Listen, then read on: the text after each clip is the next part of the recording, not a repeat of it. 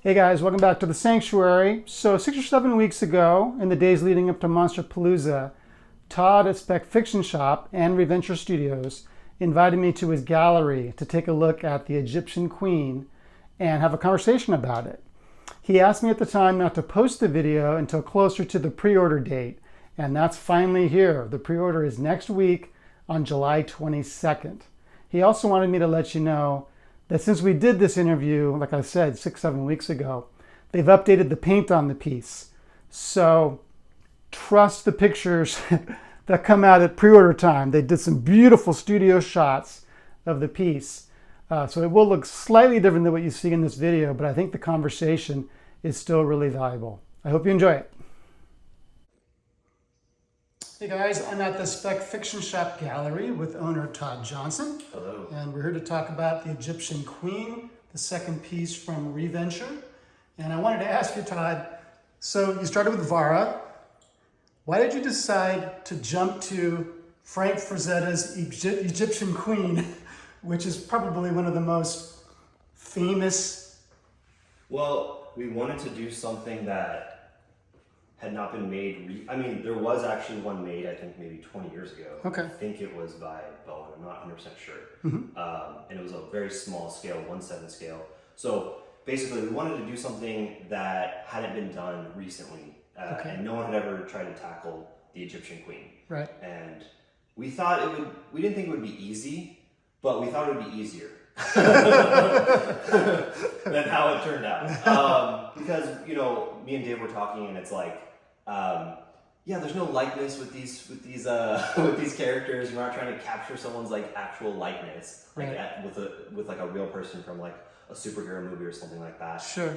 However, there is likeness because Yeah. the likeness is in the painting, and even though it's not super clear, like her portrait isn't super clear, there is a sort of like sadness to her there's a sort of sadness to her overall like demeanor. Okay. That was almost impossible to capture, and I think we did the best we could with capturing that now. I think we did, I want to say at least 4 to 5 revisions on her face. Wow. Because again, it was just like something was missing, just to capture her overall like essence, you know? Right. Even though, again, like I said, it's really hard to like actually see details in her face, that emotion was there. Okay. You could definitely see the emotion, at least in my opinion. And then another thing that was challenging was getting her kind of her body form more like the painting. Okay. As well, because you know, a lot of the feedback we got from last Monsterpalooza was she was a little too slim. So we really wanted to make sure. First of all, her face was, as like I said, as perfect as we could get it, you know, sure. in 3D. But we also wanted to make sure her body was, you know, her body was also reminiscent of the painting as well. Okay. So those were really challenging. As far as sculpting, like the flow of the dress, that was difficult too, what I've been told. I didn't sculpt it, and then obviously the paint job for it, that was challenging, but I think the flow of the dress came out really well. It looks like real fabric. Yeah, that's what you want to hear. That's the goal. It really does. And there's obviously, with the painting, there's a lot of things the shadows are hiding, so you have to kind of make it up, you know. Right. So there was a lot of like talk about what to do with the patterns in the rug. Also, what color do we make the panther? Do we give it spots? Do we make it darker? Do we make it lighter? So there's all those kinds of things that we had to, you know, that come into play, because again, you're taking this 2D piece of art and putting it into 3D. Sure. So just things like that. Those challenges arose, and it was, you know, it was something that we kind of didn't see foresee happening, right? But I can finally say that it's painted, and by the time you see this video, it will be up for pre-order. That's so awesome. That's good. That's very good. Let me ask you very happy. Yeah. A little bit about the portrait. So I did a little bit of homework sure. about Frazetta. And apparently there's two versions of the face. Okay. That for the Eerie magazine cover, Okay. she has more of a bug-eye frightened look.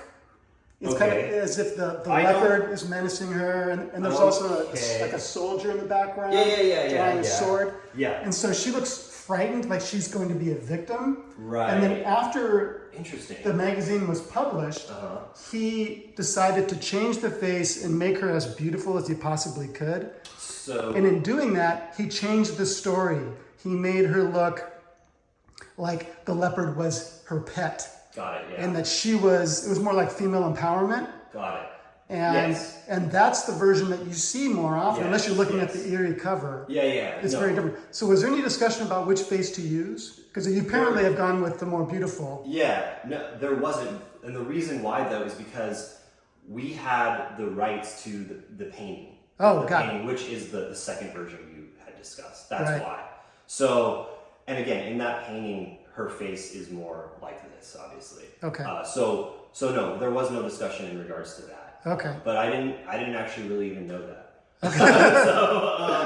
So yeah, if you look at the cover, I don't know. Yeah, I don't know if Dave knew that either.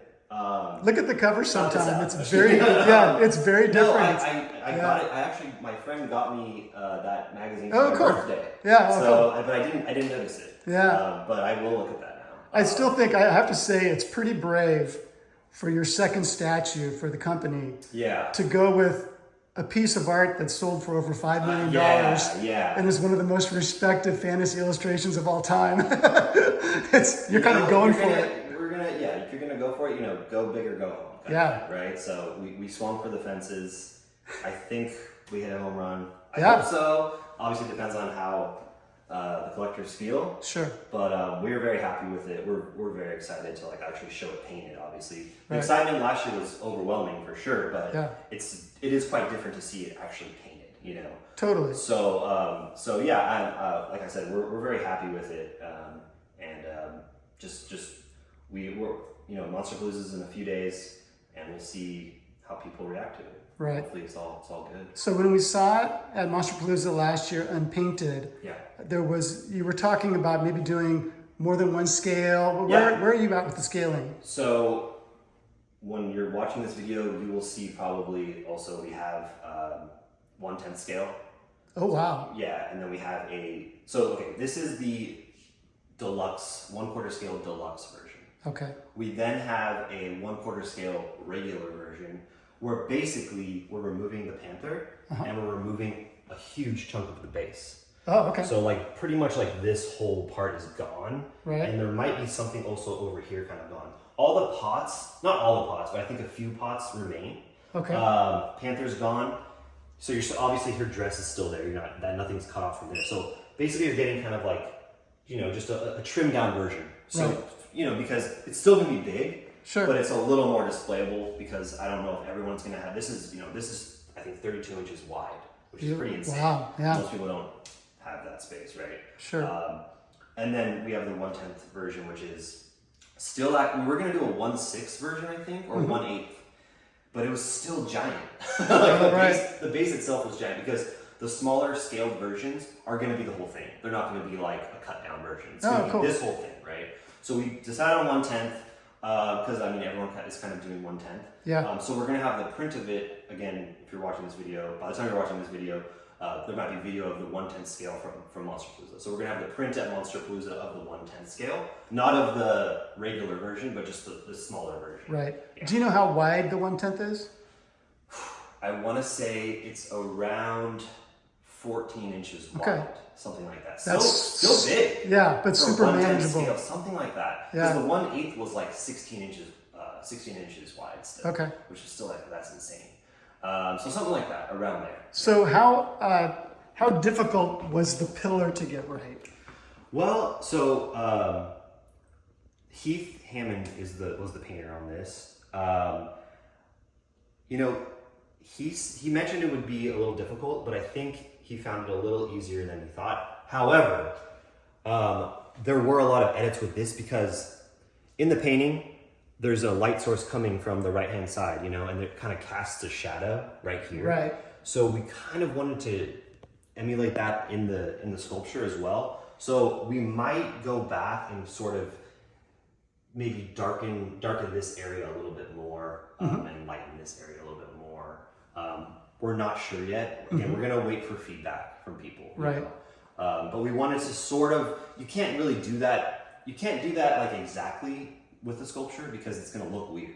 If you just darken everything else and make her, it would just look too weird. Right. We wanted to like have it like subtly done on the sculpture. I understand the desire to want to do that because apparently one of the things the painting is famous for is its use of light. Exactly. Right. Exactly. So again, it's one of those things we wanted to kind of like have a little bit like a subtle element of that. Right. You just can't go crazy with it because then it just becomes a little weird. Okay. So again, we're gonna just kind of get feedback, see how it is. I mean, as it is now, whenever I'm looking at it, I'm kind of like hyper focusing and trying to like find flaws, which isn't good. But when you're creating the statue, you want to like make sure everything's like as perfect as it can be. Right. So I think for me, I haven't really found much. But that's why I really want to wait to hear other people's opinions before I give my opinion. But as it is, like when you're looking at it from afar, when you're looking at it from a distance, I mean, it's beautiful. Like you want to be drawn to her, and I feel like that we did accomplish that. Sure. And all the rest of the stuff, is beautifully done, in my opinion. And the pillar was one of those things where it's like we really have to nail that because that's also it's beautiful. It is actually beautiful. Sure. And yeah, I think it's not distracting, at least in my opinion. It's a very different statue too because the base is so big and the focal point is much smaller. Right. So that was also another thing. Like maybe we didn't think about enough when capturing like this specific piece of art. Was there ever any thought of bringing in the soldier? No, like we pretty much immediately were like, nah, we shouldn't bring in the soldier because I mean, again, like it's already kind of a weird statue. It's already kind of weird, and then you have another person kind of over there. It just makes it even weirder, right? And would make it even bigger, Right. So, and he's in shadow in the painting. He's also in shadow. That'd be really hard. Yeah, again, in the painting, it's awesome because he's like you can kind of barely see him. He's like just standing there, and half of his body is in shadow. And you don't know if he's protecting her or if he's a threat. Exactly. There's so many questions when you're looking at that painting. Right. Yeah. So if we had just like a guy over here, I don't think it works. At least not at this scale. Sure. I don't know if you're doing a full scale or a very small scale and you did like the whole entire thing, like even kind of did the whole pillar and everything, did like a whole diorama essentially. Right. Then I think it could possibly work. Like that was the first one I had mentioned earlier. That one did have the soldier. Oh, okay. And I think it was even the base was like there was more like flooring. It even had like flooring. I think, you know what I mean? Yeah. So bigger than a manhole cover. In 1/7 that works. Right. But in 1/4, then you're just getting a little crazy. So how do you market this to Frazetta fans? Because I imagine this piece is going to appeal to people who wouldn't normally look at a statue website. So our license is with the Frazetta Museum, so they will hopefully help a lot. Kind of getting the word out, essentially. I think the statue community, the statue community that we're familiar with, like I'd say maybe 50%, maybe a little less, are familiar with Frazetta because mainly probably because of ARH. Right. So I don't know. I mean, we're hoping that it will capture like not just the Frazetta people, but like the statue community people that we're familiar with as well. Oh, sure, absolutely. So is there a brick and mortar Frazetta museum? Yes, there is. Okay. It's in, I believe, I hope it's Pennsylvania. Maybe you can just edit that later. Like the real place, but Pennsylvania. So we work directly with Frankie Frazetta Jr. Okay. Who is awesome. It's been awesome to deal with. Like he's an awesome guy, just right. like super chill. He's just like so supportive of me and Dave and our vision for stuff. So sure. It's been awesome. But yes, there is a Frazetta museum, brick and mortar. I don't know if it's like open to the public. Oh, I see. I should know this stuff, but yeah, I just thought maybe. I mean, is this going to be there? Huh? Will one of these be there? Do you suppose? Oh, 100%. Yeah. 100%. Yes. Yes. Right. So we will be sending them a copy for sure. Yeah, definitely. Awesome. So, but I'll give you that information later if you can put it in. Yeah. Yeah, sure. Whatever. Well, I think it's gorgeous. I think you're going to get a really positive response. Of course, there's always people that have, I mean, it's art. It's so art. There's always going to be different opinions. It's subjective, yeah. So, Yeah. But yeah, we're obviously what we're doing is just trying to make the best representation of the 2D that we think that we think is possible. Right. Yeah. I mean, looking at the painting, I sometimes wonder, why did he choose the leopard to be such a similar color to the base? That was another thing me and Dave discussed, because yes, the thing is, it doesn't blend. It blends in color wise, but it doesn't blend in, because you can see obviously it's a panther. Right. But yeah, I know we thought about that, because it's like you can make it a lot darker if you wanted to. Then the spots might not come out as much. Also in the painting, the spots are like barely visible. So that was like another thing that was super challenging. But finally we just decided to do it this color, which is very similar to the color of the base, but I still think it stands out on its own. I think it does too, for sure. Yeah. And her headdress looks really good. Oh yeah. Also, by the way, one of her earrings is missing. Okay. We have to glue it on, so just right. So people are like, "Where's her earring?" And yeah, and the one other change too, we will change how her bracelets are. Yeah, just a little bit more like the painting, and obviously her fingers will touch the belly. And so her little kind of paunchy stomach, that's obviously something that you probably went back and forth on. Yes. And I mean, again, we didn't want to, we wanted to again represent the 2D art, which our first one was beautiful, but maybe it was like a lot of feedback was a little too skinny. Okay. So we went back and kind of redid it. And we think this is kind of best of both worlds. Maybe it's not exactly like the art, but it's almost there, I'd say. And I don't think she's like too skinny or anything like that. No, I think the piece really tells a story. Yeah. And I think it's going to be one of the hits of the show, to be honest. But it'll be fun to see how the statue community responds. Yes. So good luck. Thank you so much. And thanks for the first look. I appreciate it. Yeah, thank you.